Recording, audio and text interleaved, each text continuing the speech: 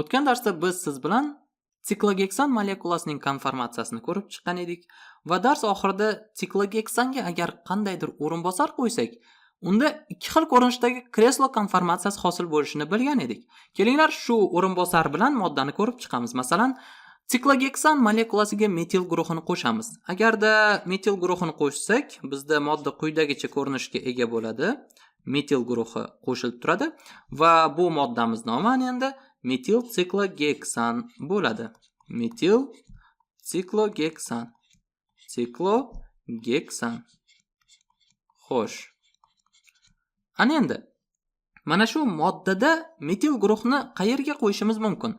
Agarda biz mana bu yerga metil guruhini qo'yganimizni hisobga olib, moddani raqamlab chiqadigan bo'lsak, bizda raqamlash quyidagicha amalga oshadi va moddada faqatgina bitta o'rinbosar borligini hisobga olib, biz aynan metil guruhi nechinchi uglerodda turganligini ko'rsatishimiz shart emas.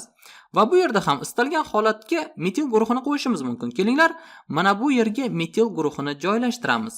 Agarda men hozir vodorod o'rniga metil guruhini qo'yadigan bo'lsam, bu holatda quyidagicha yozib qo'yishim mumkin, CH3 deb va natijada vodorod o'rniga metil guruhi joylashdi. Ana endi biz shu molekuladagi uglerodlarni raqamlab chiqamiz. Mana bu yerga raqamlarni qo'ydik. Demak, birinchi uglerod metil guruh bog'langan uglerod edi, keyin esa ikkinchi, uchinchi, to'rtinchi, beshinchi va oltinchi uglerodlar bizda raqamlandi. Xo'sh, demak bu yerda ham aynan shu ishni amalga oshirishimiz kerak. Eng chetdagi uglerod birinchi uglerod, mana bu uglerod 2, bu yerga 3, 4, 5 va 6 deb yozib qo'yamiz. CH3 bizda birinchi uglerodda va sariq rangli qalamda belgilangan. Demak, biz mana bu yerga CH3 deb yozishimiz kerak bo'ladi. Endi metil guruhni biz aksial holatga emas, balki ekvatorial holatga joylashtiramiz. Ana endi savol paydo bo'ladi.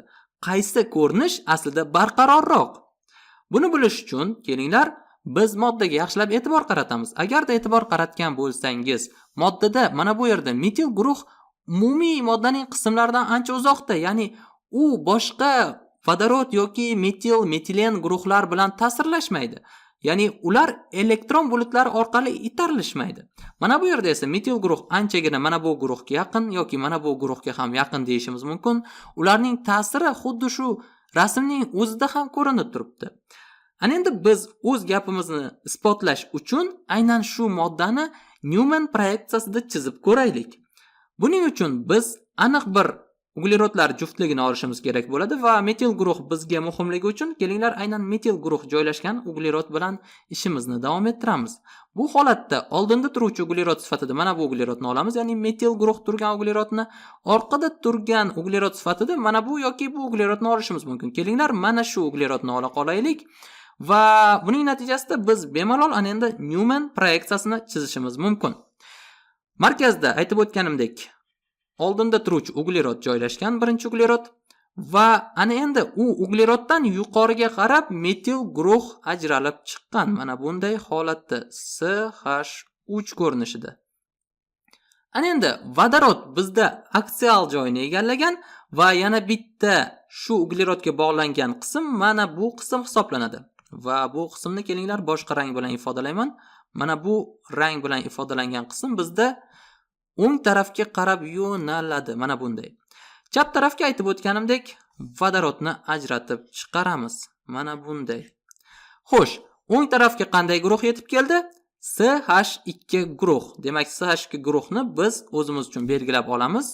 Yashil rang bilan belgiladim. Demak, bu yerga ham CH2 deb yozishim mumkin. Ana endi orqadagi uglerodga e'tibor qaratamiz. Mana bu uglerod bizda birinchi uglerod bo'ldi, to'g'rimi? Ana endi orqadagi uglerodni biz kattaroq aylana shaklida belgilar edik. Va bu ishni amalga oshiramiz. Mana bunday holatda aylana shaklida belgilaymiz va undan ana endi bitta aksial vodorodni chiqarishimiz kerak. Mana bu vodorod aksial va u albatta pastga qarab turadi. Mana bunday holatda. Yana bir bor e'tiboringizni qaratmoqchiman. Biz mana bu yerdan ko'zimiz bilan e'tiborimizni qaratayapmiz va bu holatda bu uglerodning orqasida mana bu uglerod joylashib qolyapti. Vodorod pastga joylashdi va ana endi agar siz mana bu yerdan qarasangiz, mana bu vodorod bu yerda orqaga chiqqanligi uchun mana bu yerda chap tarafda bo'lib qoladi. To'g'rimi? Mana bu yerdan qarasak chap tarafda bo'ladi. Shuning uchun men vodorodni chap tarafga mana bunday chiqaraman. Ana endi o'z-o'zidan ikkinchi ugleroddan uchinchi uglerodga o'tish qismi, ya'ni mana bu bog'ni aytmoqdaman, bizda o'ng tarafga qarab yo'naladi. Mana bunday holatda, demak, uchinchi uglerodni men qizil rang bilan ifodalayman. U yerda bizda CH2 guruh joylashgan. Xo'sh, endi esa biz Newman proyeksiyamizning ikkinchi qismiga o'tamiz. Ikkinchi qism bu yerdan qarash orqali emas, balki mana bu yerdan qarash orqali amalga oshiriladi. Mana bu yerdan biz mana bunday 5 va 4 uglerodlarga e'tibor qaratamiz. Kelinglar, 5 uglerodni biz oldingi uglerod deb olamiz, 4 uglerodni esa orqa uglerod deb olamiz. Mana bu holatda. Buning natijasida Newman proyeksiyamizning ikkinchi qismi paydo bo'ladi. Oldingi uglerodda 5 uglerodda, ya'ni bitta aksial yuqoriga qarab yo'nalgan vodorod bor. Mana bu vodorodni aytmoqdaman. Undan so'ng bitta ekvatorial vodorod bor va biz uni albatta faqatgina mana bu yerga joylashtirishimiz mumkin. Kelinglar, uni joylashtirib qo'yamiz. Mana bunday holatda. Va oxirgi o'rinbosar 5-ugleroddan ko'rib turibsiz, qaysi tarafga? Mana bu 6-uglerod tarafga kelyapti. 6-uglerod esa bizda 1-uglerodga bog'langan mana bu uglerod edi. Demak, biz mana shu bog'ni chizib qo'yishimiz mumkin ekan, mana bunday holatda. Ana endi 4-uglerodga e'tibor qaratamiz. U 5-uglerodning orqasida joylashgan bo'lishi kerak edi, to'g'rimi? Shuning uchun biz unga kattaroq aylana shaklini beramiz, har doimgidek Newman proyeksiyasi qoidasiga ko'ra. Mana bu 4-uglerod bo'ldi bizda va 4-ugleroddan ko'rib turibsizki, bitta aksial pastga yo'nalgan vodorod ajralib chiqqan. Demak, biz uni chizib olishimiz mumkin mana bunday ko'rinishda. Bundan tashqari, ana endi agar biz mana bu yerdan qarasak, mana bu vodorod, pushti rangdagi vodorod ekvatorial holatda o'ng tarafga yuqoriga qarab yo'nalgan va uni chizib qo'yamiz. Mana bunday. Demak, bizda oxirgi bog' qolmoqda, bu 3 va 4-uglerodlar o'rtasidagi bog'.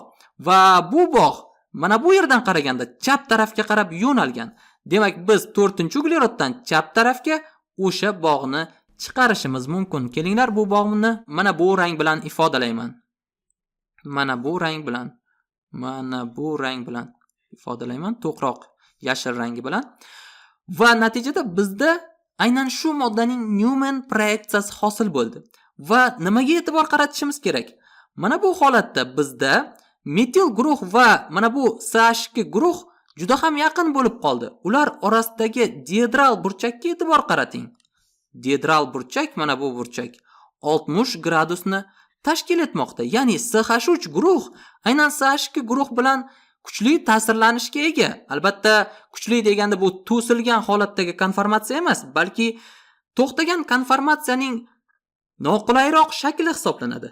Biz butan molekulasi haqida gaplashganda mana bu konformatsiyani Gosh konformatsiya deb nomlagan edik. Gosh konformatsiya deganda biz modda to'xtagan konformatsiyaga ega bo'lsa-da, antikonformatsiyaga nisbatan energetik jihatdan yuqoriroq holatni tushunar edik. Xo'sh, mana bu moddada qanday holat kuzatiladi? Buning uchun kelinglar o'zimizga biroz maydon ochib olamiz mana bu yerdan va endi e'tiborimizni aynan shu moddaga qaratamiz. Bu holatda yana metil guruh joylashgan uglerodni oldinda joylashgan uglerod sifatida qarab Newman proyeksiyasini chizamiz.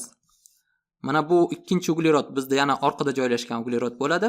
Xuddi shu ishni takrorlab chiqamiz. Oldinda joylashgan uglerod va undan chap tarafga metil guruh ajralib chiqqan. Mana bunday. O'ng tarafda esa mana bu yerdan qarayapmiz. Demak, qarashni amalga oshirayotganda xatolikka yo'l qo'ymaslik kerak. Bu safar mana bu yerdan qarayapmiz. Natijada mana bu pushti vodorod aksial holatda pastga qarab yo'nalgan. O'ng tarafda esa 6-uglerodga qarab yo'nalgan yuqoriga bog' mavjud. Demak, buni mana bunday chizib qo'yaman. Bu yerda esa bizda CH2 guruh joylashgan, 6-uglerod. Xo'sh, endi 6-uglerodimizdagi vodorodlarga e'tibor qaratmaymiz, faqatgina 2-uglerodga e'tibor qaratamiz. 2-uglerod bizda orqada joylashgan, shuning uchun mana bunday ko'rinishda chizamiz uni, kattaroq aylana ko'rinishida. Shundan so'ng ana endi bu yerda yuqoriga aksial vodorod joylashishi kerak. Agarda mana bu yerdan e'tibor qaratsangiz, vodorod sariq holatda, ekvatorial holatda chap tarafga yo'nalgan. Demak, sariq vodorodni biz chap tarafga yo'naltiramiz. Rangni o'zgartirishim kerak bo'ladi.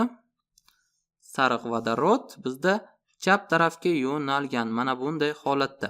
Xo'sh, o'ng tarafga esa qanday bog' ketgan? Mana bu bog'. Kelinglar, bu bog'ning rangini o'zgartiramiz. Ikkinchi ugleroddan uchinchi uglerodga bo'lgan bog' rangini o'zgartiramiz biroz va uni quyidagicha ifodalaymiz. U yerda bizda CH2 guruh joylashgan. CH2 guruh. Mana bu uglerod bo'lyapti. Ana endi bu yerdan ham e'tiborimizni davom ettiramiz. Ikkinchi Newman konformatsiyamizning qismi. Bu yerda oldingi uglerod bizda 5-uglerod bo'ladi. Mana bu orqa uglerod esa 4-uglerod bo'ladi. Mana bu uglerod. Natijada biz yana bir bor shu ishni takrorlaymiz. Ya'ni markazda 5-uglerod joylashgan va 5-ugleroddan o'ng tarafga ekvatorial holatda sariq vodorod ajralib chiqqan. Demak, biz mana bunday chizishimiz mumkin. Pastga esa aksial holatda pushti vodorod ajralib chiqqan, to'g'rimi? Chap tarafga esa e'tibor qaratgan bo'lsangiz, 6-uglerodga bog'lanuvchi bog' ajralib chiqqan. Demak, bu bog'ni biz ulab qo'yamiz. Mana bunday holatda. Ana endi e'tiborimizni 4-uglerodga qaratishimiz mumkin bemalol va 4-uglerod bizda kattaroq aylana ko'rinishda ifodalanadi. Mana bunday. Va endi 4-ugleroddan yuqoriga aksial vodorod ajralib chiqqan. Mana bunday vodorod ajralib chiqqan. O'ng tarafga esa pastga qarab ekvatorial vodorod joylashgan. Mana bunday. Va chap tarafga mana bu holatda 3-uglerod bilan bog'langan bog' mavjud. Mana bu ko'rinishda. Va bizning moddamiz Newman proyeksiyasida to'liqligicha namoyon bo'lmoqda. Ana endi e'tiboringizni nimaga qaratmoqchiman? CH3 guruh va u joylashgan ugleroddan keyingi uglerodning o'rinbosari, mana bu o'rinbosarni aytmoqchiman. Ya'ni CH3 guruh joylashgan ugleroddan keyingi uglerodning o'rinbosari juda ham uzoq masofada joylashgan. Ya'ni ular o'rtasidagi dedral burchakka e'tibor qaratsangiz, mana bu burchakni aytmoqchiman. Mana bunday holatdagi 180 gradusni tashkil etadi. 180 gradus. CH3 guruhga eng yaqin bo'lgan guruh esa albatta o'zi joylashgan ugleroddagi uglerod, ya'ni mana bu uglerod. Bu burchak esa 120 gradusni tashkil etadi. Mana bu holatdagi 60 gradusga nisbatan mana bu burchaklar ancha katta. Aytmoqchimanki, bu yerda CH3 guruh boshqa uglerod tutuvchi guruhlar bilan ta'siri ancha kam. Bu yerda esa ta'sir ancha yuqori. Shuning uchun ham mana bu moddamiz energetik jihatdan pastroq qiymatga ega, ya'ni uning potensial energiyasi kichik. Yozib qo'yaman, kichik. Mana bu moddaning potensial energiyasi esa katta. Umuman olganda ikkala holatdagi modda ham siklogeksanning qayiq ko'rinishdagi konformatsiyasiga nisbatan barqarorroq hisoblanadi. Ammo ularni bir-biri bilan solishtirsak, bu holatda eng barqarori albatta mana bu modda bo'layapti. Demak, uni o'zimizga belgilab olamiz. Mana bunday holatda aynan shu moddamiz bizda eng barqaror holatdagi metil siklogeksan hisoblanadi.